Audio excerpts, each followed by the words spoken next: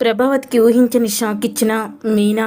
అసలు ఇదంతా ఎలా జరగబోతుందనేది ఈ వీడియోలో తెలుసుకుందాం. వీడియో నచ్చితే తప్పకుండా లైక్ చేయండి, చివరి వరకు స్కిప్ చేయకుండా చూసేయండి. బాలు, శృతి, రవి కలిసి చింతామణి బండారాన్ని బయట పెట్టేస్తారు. అప్పుడే ఇక చింతామణి అడ్డంగా దొరికిపోవడంతో ఇక మీనా చింతామణి దగ్గరికి వచ్చి చింతామణి చెంప పగలగొడుతుంది. నీకు దమ్ముంటే, ధైర్యం ఉంటే నాతో కలిసి ఢీ కొట్టు. బిజినెస్లో నాతో కలిసి పోటీ పడలేక ఇలాంటి దొంగదారులన్నీ వెతుక్కుంటున్నావా? ఇంత పైన నీచమైన బతికింకోటి ఉండదు అని మీనా అయితే అంటుంది. అప్పుడే ఇక ఓనర్ అయితే ఇలా చెప్తాడు. అమ్మ మీనా, ఈరోజు నుంచి నాకు వచ్చే ప్రతి ఆర్డర్ కూడా నీకే ఇస్తాను. వీడి మాట విని అగ్రిమెంట్ చూసి నిన్ను తప్పుగా అనుకొని నిన్ను చాలా మాటలు అన్నాను, క్షమించమ్మా. నీ భర్త నీ వెనకాల ఉన్నంతసేపు నీకు అంతకన్నా ధైర్యమే ఉండదు. ఈ చింతామణి లాంటి వాళ్ళు 100 మంది వచ్చినా సరే నీ కాలి గోటికి కూడా సరిపోరమ్మా. నీ భర్తే నీకు ధైర్యం, నీ ఆయుధం అని చెప్తూ ఉంటారు. అప్పుడే ఇక మీనా ఇక బాలు వైపు చూసి ఎమోషనల్ అవుతుంది. తర్వాత ఇక బాలు చింతామణి దగ్గర ఇలా అంటాడు. నేను ఆవేశంతో మీ ఇద్దరిని కానీ చంపేస్తానని భయంతో నా భార్య నాకు ఈ విషయం చెప్పడం దాచిపెట్టింది చెప్పకుండా. అదే నేను పాత బాలునై ఉంటే ఇప్పుడు మీ ఇద్దరు శవాలయ్యి ఉండేవాళ్ళు అని అనగానే ఇక ఆ మాట విని ఒక్కసారి చింతామణి షాక్ అయిపోతూ ఉంటుంది. ఇంకోసారి నా భార్య విషయంలో నువ్వేదైనా తప్పు చేసావనుకో, ఆ తర్వాత నీ జీవితంలో నువ్వు ఈ తప్పు చేయకుండా ఉంటే బాగుండు అని అనేలాగా నువ్వు జీవితాంతం తలుచుకునేలాగా చేస్తాను అని బాలు అయితే వార్నింగ్ ఇస్తాడు చింతామణికి. తర్వాత ఇక మీనా చేతికి 9 లక్షలు అయితే వచ్చేస్తాయి. అలా మీనా చేతికి వచ్చిన తర్వాత అప్పుడే మీనా అయితే అసలు ఈ సమస్య నుంచి ఎలా బయటపడాలో నాకు అర్థం కాలేదండి. నిజంగా మీరు ఈరోజు నాకు ఎంతో ధైర్యాన్ని ఇచ్చి ఈ సమస్య నుంచి నన్ను బయటపడేశారు అని మీనా అయితే బాలుని కౌగిలించుకుంటుంది. నా ఒక్కడి వల్ల అయితే ఎలా ఏది మీనా, రవి అలాగే ముఖ్యంగా శృతి వీళ్ళిద్దరి వల్లే ఈరోజు ఈ సమస్య పోయింది అని అనడంతో అప్పుడే ఇక మీనా శృతిని పట్టుకొని, నువ్వు సుమతి ఇద్దరు నాకు ఒకలాంటి వాళ్ళే, కానీ ఈ విషయం మీకు తెలిస్తే ఆ ఇంట్లో వాళ్ళకి కూడా తెలుస్తుంది, అందుకని మీకు కూడా నేను చెప్పలేకపోయాను అని చెప్తూ ఉంటే నేను అర్థం చేసుకోగలను మీనా అని అంటూ ఉంటుంది శృతి.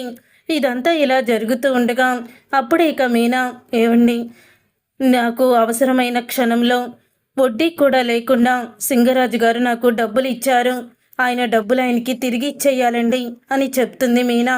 సరే మీనా, నువ్వు నేను కలిసే వెళ్దాం పదా అని బాలు ఇద్దరు కూడా సింగరాజు దగ్గరికి అయితే వెళ్తారు. అప్పుడు ఇక మీనాని సింగరాజు అసిస్టెంట్ అయితే ఇలా అంటూ ఉంటాడు.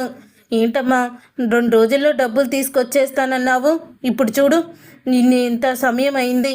అసలు మా ఓనర్ గారు ఎవరిని అంత ఈజీగా నమ్మరు. ఏ షూరిటీ లేకుండా నీకు 9 లక్షలు వడ్డీ లేకుండా ఇచ్చారు.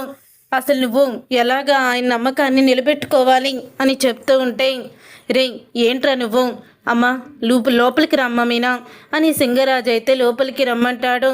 అప్పుడు ఇక మీనా లోపలికి వెళ్తుంది. ఈయన నా భర్త అండి అంటూ బాలుని పరిచయం చేస్తుంది.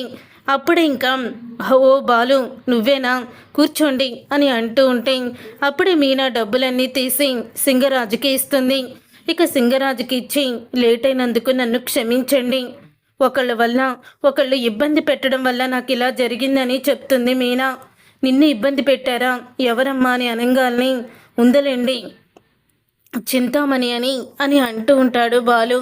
ఇక ఆ మాట విని ఒక్కసారే షాక్ అయిపోతూ ఉంటాడు సింగరాజు. చింతామణియా? అవును, మీకు తెలిసే ఉంటుంది, తను ఈవెంట్కి మొత్తం డెకరేషన్ అయ్యి చేస్తుంది మా మీనా లాగే. ఇప్పుడు మీనా తనకి ఎగనెస్ట్గా వచ్చిందని, తన ఆర్డర్లు మీనాకి ఇస్తున్నారని మీనా మీద కక్ష పెట్టుకొని ఈ ఫీల్డ్లో తనే ఉండాలని, ఈ బిజినెస్ మొత్తం ఇక్కడ చుట్టుపక్కల తనే చెయ్యాలని మీనాని అడ్డు తొలగించుకోవడానికి తను కుట్ర చేసింది సార్ అని మొత్తం జరిగిందంతా కూడా చెప్తాడు బాలు.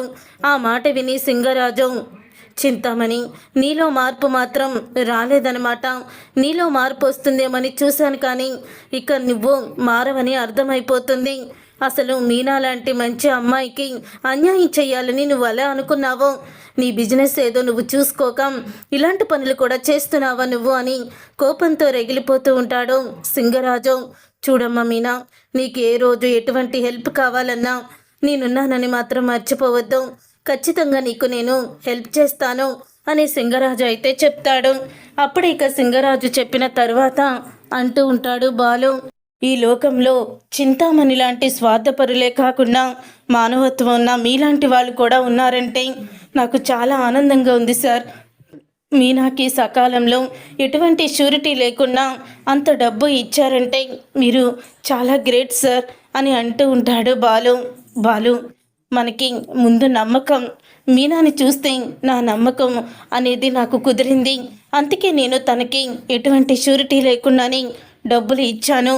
తను డబ్బులు తీసుకురానప్పుడు ఫోన్ చేశాను, కానీ తన మాటలోనే నాకు ఏదో బాధపడుతుందని అర్థమయ్యింది. సరే తర్వాత మాట్లాడదామని అనుకున్నాను.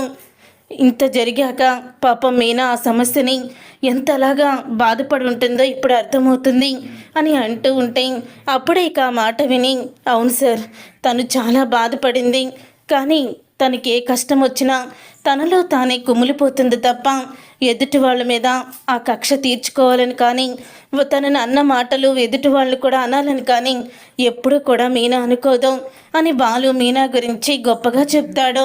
తర్వాత ఇక ప్రభావతి ఇంటి దగ్గర చాలా ఆనందంగా ఉంటుంది. ఇంతలో శృతి అయితే బిర్యానీ ప్యాకెట్ తీసుకొని వస్తుంది. రండి రండి, అందరూ రండి, బిర్యానీ పార్టీ చేసుకుందాం అని అంటూ ఉంటుంది శృతి. ఆ మాట విని ప్రభావతి, ఏంటి శృతి, ఈరోజు నువ్వు పార్టీ చేస్తున్నావేంటి అని అనగానే, ఏం లేదా ఆంటీ, మీనాకి మొత్తం తను ఫంక్షన్ డెకరేషన్ చేసిన డబ్బులన్నీ వచ్చేసాయి. మీనా నాకు నేను పార్టీ చేస్తాను, మీరు బిర్యానీ తీసుకురండి, తర్వాత డబ్బులు ఇస్తాను అని తను చెప్పింది. అందుకని అందరికీ కూడా బిర్యానీ తీసుకొచ్చాను అని అనగానే షాక్ అయిపోతూ ఉంటుంది. అప్పుడే ప్రభావతి ఇంతలో మీనాకి పూలదండ వేసి మరీ లోపలికి తీసుకొస్తాడు బాలు.